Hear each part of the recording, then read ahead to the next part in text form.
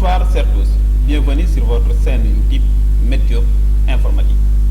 Donc aujourd'hui, nous allons parler pour notre cours d'aujourd'hui. On va voir l'onglet accueil et le sous-onglet police. Vu que l'autre jour, on avait oublié pour la deuxième partie, la commande barrée, indice, exposant, effet de texte et typographie. Donc on va essayer de le voir sous l'onglet de police. Ensuite, attaquer le sous-onglet paragraphe. Voilà. Donc pour barrer, pour la commande barrée, si par exemple vous avez ceci, je vais essayer d'écrire donc informatique. Donc informatique est là. Voilà. Donc si par exemple vous avez un texte et que ce dernier a été barré ainsi, avec la commande barrée, alors pour l'enlever, c'est facile. Sélectionnez seulement la partie concernée et revenez ici sur la commande, sous le sous-onglet police, sur la commande barrée et vous cliquez là-dessus. Donc, elle va disparaître. Voilà. Donc, on va voir maintenant les indices et les expos et les exposants. Des fois, par exemple, quelqu'un peut vous dire, par exemple, tu poses la question si tu veux utiliser les indices.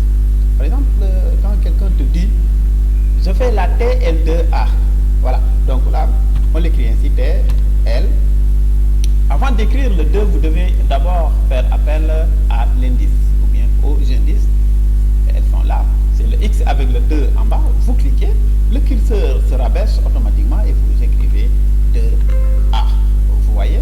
Donc là, on a TL2A. Mais une fois terminé, il faut cliquer sur la touche indice pour le désactiver. Sinon, tout ce que vous allez taper sera de petites lettres sous la ligne de texte. Donc, vous aurez donc des petites lettres sous la ligne de texte. Une fois terminé donc d'écrire, d'utiliser l'indice, vous devez le désactiver pour que le curseur redevienne normal. Voilà. Maintenant pour les exposants. Par exemple, on vous demande d'écrire 10 à la puissance de 9. Donc là, j'ai 10. Donc pour convoquer les puissances, là, avec le haut, je dois venir sur l'exposant.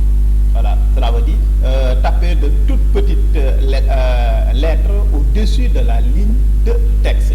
Voilà, là, donc, observez bien le curseur ici, elle va remonter. Elle va se remonter un peu. Je clique. Vous voyez, elle fait donc remonter. Donc je peux cliquer désormais le 9. Vous voyez, voilà, donc là, on a utilisé les exposants. Il faut désactiver. Il ne faut jamais l'oublier. Voilà. Donc là, nous venons de voir la commande barrée, la commande indice et la commande exposant. Maintenant, pour l'effet de texte et typographie, par exemple, je vais écrire informatique encore. Voilà. Donc là, j'ai informatique. Et je veux utiliser l'effet de texte et typographie. Il ne faut jamais oublier de sélectionner. Il faut toujours sélectionner. Je reviens sur la flèche.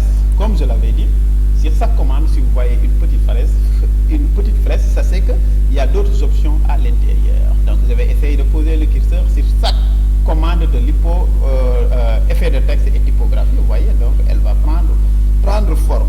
Voilà, donc à vous de choisir n'importe laquelle. Par exemple, je l'ai choisi. Voilà, donc c'est ce qu'on appelle effet de texte et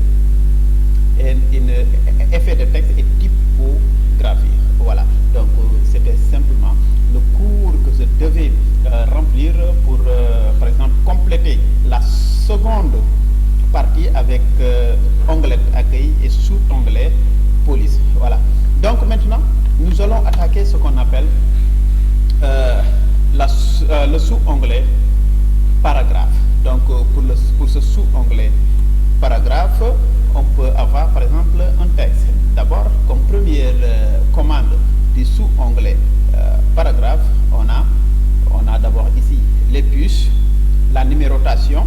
Voilà, donc on a liste à plusieurs niveaux. On a ce qu'on appelle diminuer le retrait. On peut diminuer